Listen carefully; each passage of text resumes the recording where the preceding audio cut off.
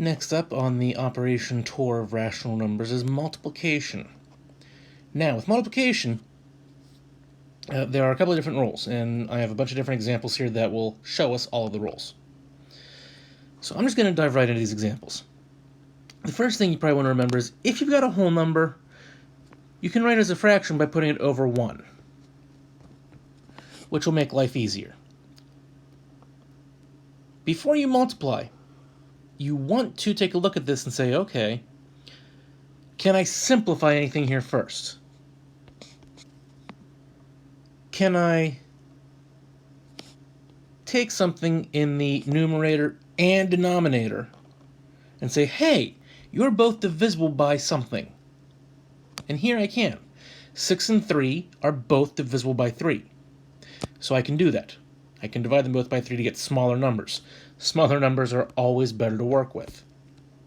6 divided by 3 is 2. 3 divided by 3 is 1.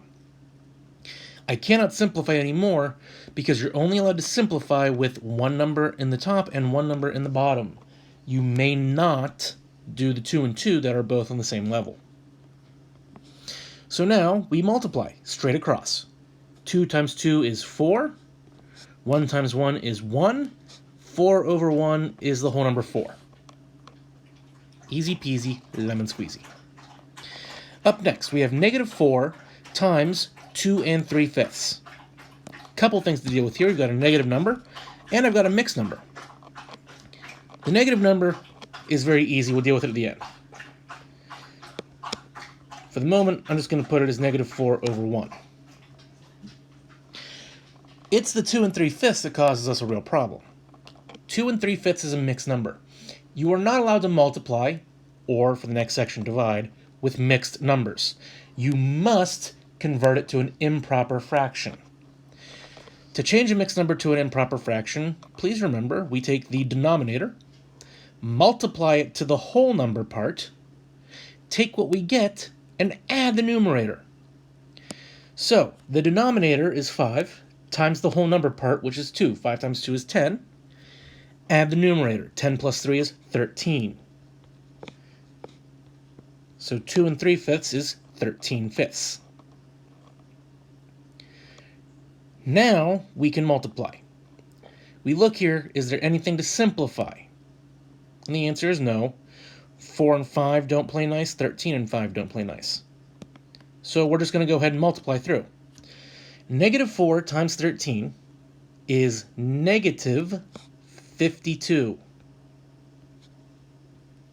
And 1 times 5 is 5.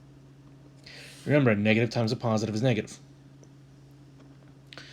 That's an improper fraction, and you're not allowed to give me an improper fraction as an answer, even though you're not allowed to use mixed numbers to multiply with.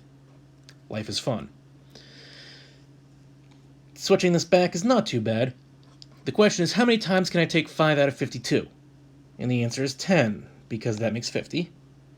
And if I take those 10 5s out of 52, if I take 50 away from 52, I'm left with 2 in the numerator. And the denominator will not change. The negative sign goes out in front of the whole kit and caboodle, and we have negative 10 and 2/5 here.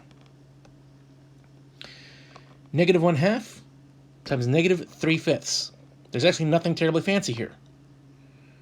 Nothing simplifies, nothing needs to change, we can just do. 1 times 3 is 3. 2 times 5 is 10. Negative times a negative is positive, and 3/10 is our answer. For the next problem, the 5s that are diagonal can cancel, leaving me with 1s. The 12s that are diagonal from each other can cancel, leaving me with 1s. Remember, when things cancel, they leave a 1 behind.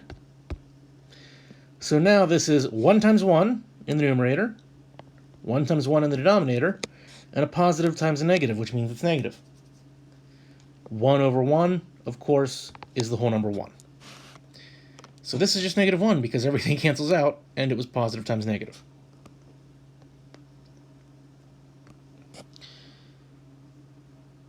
Next problem up, we have to remember you're not allowed to have a whole number or a mixed number. You must change it to an improper fraction.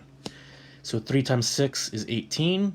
18 plus 2 is 20. So this is 20 over 3 times 7 over 20.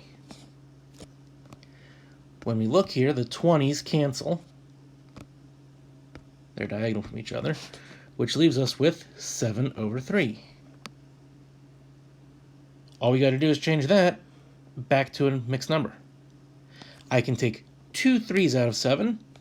2 3s is 6. If I take 6 away from 7, that leaves me with 1 in the numerator. So our answer is 2 1/3. With decimals, we have to remember how we multiply with decimals. So we'll deal with the negatives at the very end. They really don't matter until we consider our answer. This is going to be 2.5 times 8. And when I write this vertically, I'm going to always put the shorter number, not necessarily smaller, but shorter number on the bottom. It's going to limit the amount of work that I actually have to do. And I'm always interested in saving myself work. So I'm going to ignore the decimal point for a second and just multiply as though this were 25 times 8. 8 times 5 is 40, carry the 4. 8 times 2 is 16, 16 plus 4 is 20. Now when we look at this, there's one decimal place in the problem, 0.5, the one decimal place, which means there needs to be one decimal place in our answer. So we drop our decimal point at the very end and bring it in one place. The answer is 20. Yeah, it's 20.0. If you don't put the 0.0, I don't mark it wrong. It's kind of pointless. The answer is 20. Is it positive 20 or negative 20? Now we just go back and look at the problem. It was negative times a negative. Those are the same signs, and when we have the same signs with multiplication, we get a positive answer. So positive 20 is the answer here. Negative 0.07 times 4.6. I'm going to put the 0.07 on the bottom because it's actually shorter. Because 7 is the only number that matters, I should say, in the 0.07. The zeros would just give me a bunch of zeros that are pointless. So it's shorter, it goes on the bottom. 7 times 6 is 42, carry the 4. 7 times 4 is 28, 28 and 4 is 32. There are 1, 2, 3 decimal places in the problem. 1, 2, 3 decimal places in the problem, which means there need to be 3 in the answer. So we drop it on the end and count back 3. 1, 2, 3. Our answer is 0.322. I'm going to put a 0 in front of it to help the decimal point stand out. The question is, should this be positive or negative? It's a negative times a positive. Different signs when I'm multiplying mean I should have a negative answer. And last, a little bit of evaluation. Evaluate negative 5.5t for each given value of t. And we have a couple values of t dropped in on us here. The thing is, this is multiplication. Negative 5.5t is negative 5.5 times t. And I can't do a mixed number, so I'm going to change that straight away. 2 times 5 is 10. 10 plus 1 is 11. So I'm really going to pretend this is negative 11 halves t, just to save myself some hassle as we go. So the first of the two tells me to put in negative 2/3 for t. So we're going to have negative 11 halves times negative 2/3. I see some diagonal 2's that will cancel. And that's going to leave me with negative 11 times negative 1 in the numerator. Negative times a negative is positive, so that's 11. 1 times 3 in the denominator, that's 3. And you can't have that because 11 is bigger than 3. So how many 3's can we take from 11? 3. That's 9. When I take 9 from 11, I'm left with 2. So that's 3 2/3. And our last example for this section, we have negative 11 halves t. T is 8. I'm going to write 8 as 8 over 1 as a fraction. Makes life easier. I see a 2 and an 8 diagonal from each other.